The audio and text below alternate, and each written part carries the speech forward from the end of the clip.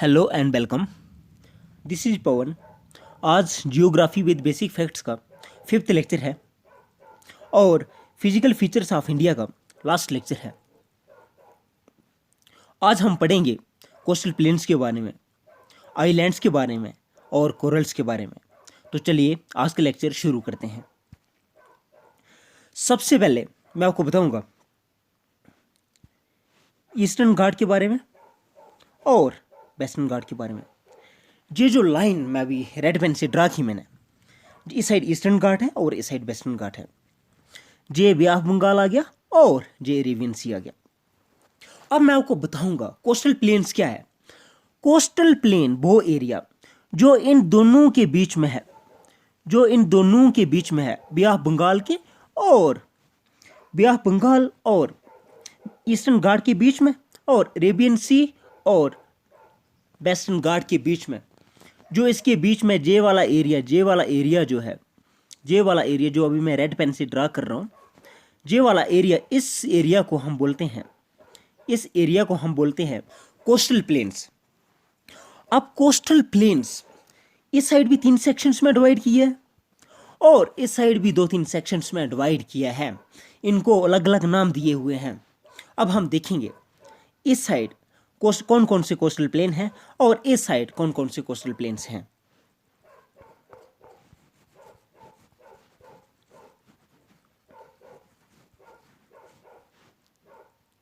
पहले तो मैंने आपको बताया वेस्टर्न घाट और अरेबियन सी के बीच में एरिया, इसको हम कोस्टल प्लेन बोलते हैं और बे ऑफ बंगाल और ईस्टर्न घाट के बीच वाले एरिया को हम बोलते हैं कोस्टल प्लेन।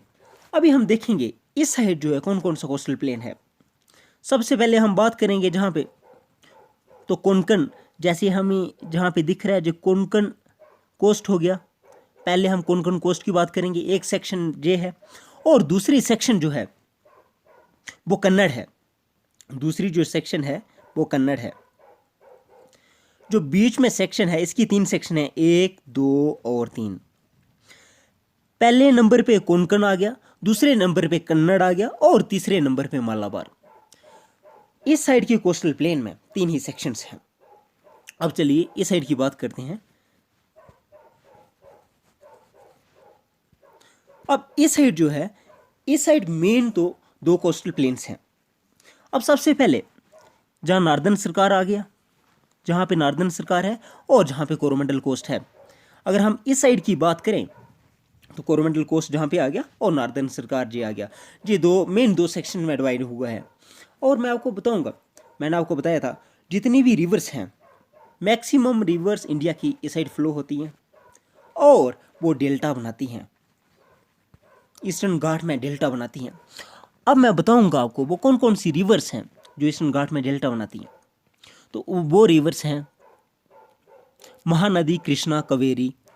महानदी, कृष्णा और कावेरी वो क्या करती हैं, वो इस साइड डेल्टा बनाती हैं। अब डेल्टा क्या होता है, मैंने आपको पहले भी डेल्टा बताया पिछले लेक्चर्स में कि डेल्टा, मान लो कि ये एक रिवर आ रहा है। अब अपने साथ ये पत्थर वगैरह, मिट्टी वगैरह बहुत कुछ लाएगा। रास्ते में लाते लाते इसकी रफ्तार स्लो हो जाएगी। जब ये रफ्तार स्लो हो जाएगी मिट्टी की वजह से और मिट्टी का ढेर इसके आगे लगना शुरू हो जाएगा, मिट्टी, कंकर, पत्थर जो भी साथ में लाएगा उसका ढेर इसके आगे लगना शुरू हो जाएगा, जिसकी वजह से ये जो रिवर है इस ढेर के ऊपर से नहीं जा पाएगा, बल्कि इसको साइड से गुजरना पड़ेगा। जैसे ये साइड से जाएगा तो ये बीच में जो ढेर लग गया, इसी को हम डेल्टा बनाते हैं, इसी चीज को हम डेल्टा बोलते हैं। और जो रिवर्स हैं, जो ईस्टर्न फ्लोइंग रिवर्स हैं, बे ऑफ बंगाल में जितने भी रिवर्स जाते हैं, सारे के सारे नहीं बल्कि जो मेन है जो डेल्टा बनाते हैं, उनका नाम महानदी, कृष्णा और कावेरी है, जो कि डेल्टा बनाते हैं। एक और बात वो ये है,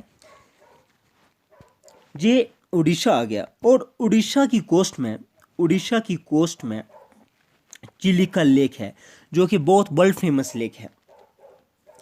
इसके बाद हम बात करेंगे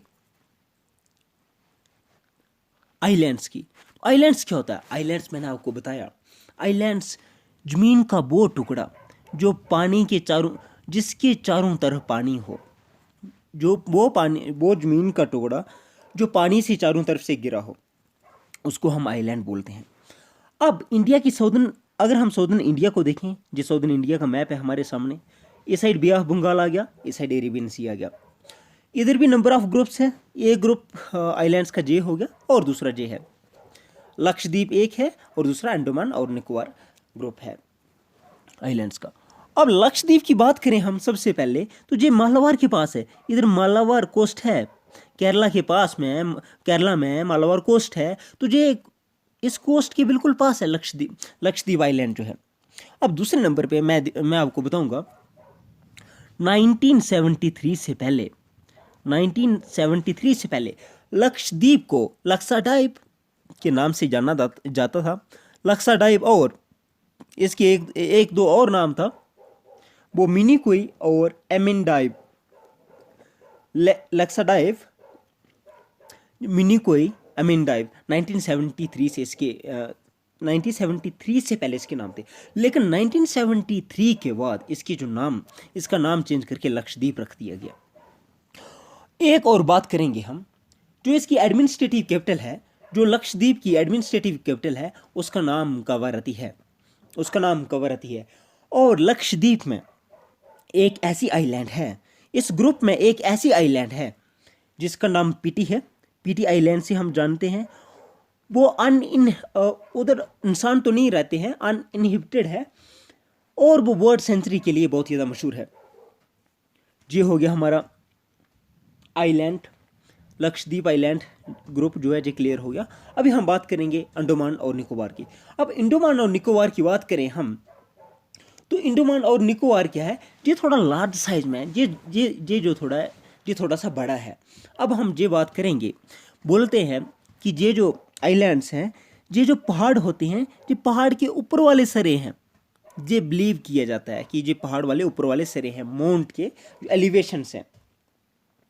और इस साइड में अंडमान और निकोबार में एक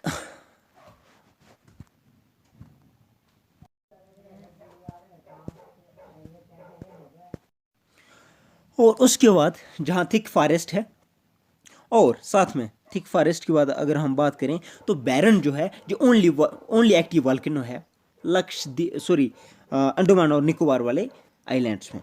उसके बाद मैंने आपको कोरल्स के बारे में बताया, और मैंने आपको बताया कि कोरल्स क्या है। Corals short lived microscopic organism होते हैं, जो कॉलोनीज बना के रहते हैं और ये साफ़ पानी में रहते हैं। उसके लिए गर्म पानी का भी होना ज़रूरी है, ये चीज़ मैंने नहीं बताई, लेकिन ये साफ़ पानी में कोरल्स बनती है और उसके लिए गर्म पानी भी होना चाहिए।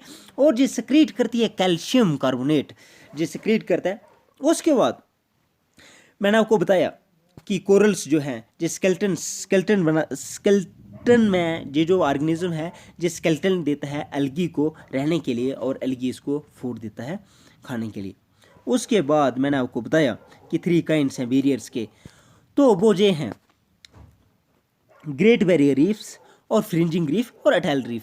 अब ग्रेट बैरियर रीफ क्या होता है, सबसे पहले हम देखेंगे। मैंने फ्रिंजिंग रीफ के बारे में बताया, मैंने बताया था आपको कि जो कोस्टल एरिया के बिल्कुल पास में ही कोरल्स बनते हैं, उनको हम फ्रिंजिंग बोलते हैं, फ्रिंजिंग रीफ बोलते हैं। और ग्रेट बैरियर रीफ क्या होता है, ये पानी से, कोस्टल लाइन से थोड़ा सा दूर, 100-200 मीटर दूर, ये इसके पैरेलल बैरियर बनाते हैं, और इसी को हम बोलते हैं ग्रेट बैरियर रीफ। और मैंने आपको ऑस्ट्रेलिया का मैप भी दिखाया, और मैंने वहाँ दिखाया कि उनकी नॉर्थ ईस्टर्न साइड जो है ग्रेट बैरियर रीफ है। उसके बाद मैं एटलस के का पिक्चर भी मैंने आपको दिखाई, और मैंने आपको बताया कि सर्कुलर शेप का है वो, जहाँ हार्स-शू शेप्ड का होता है। और इसी के साथ हमारा फिजिकल फीचर्स ऑफ इंडिया ख़त्म होता है। उम्मीद करता हूँ आपको अंडरस्टैंड करने में कोई प्रॉब्लम नहीं आई होगी। अगर कहीं भी कुछ प्रॉब्लम आई होगी तो आप कमेंट बॉक्स में लिख सकते हैं। Thank you and bye.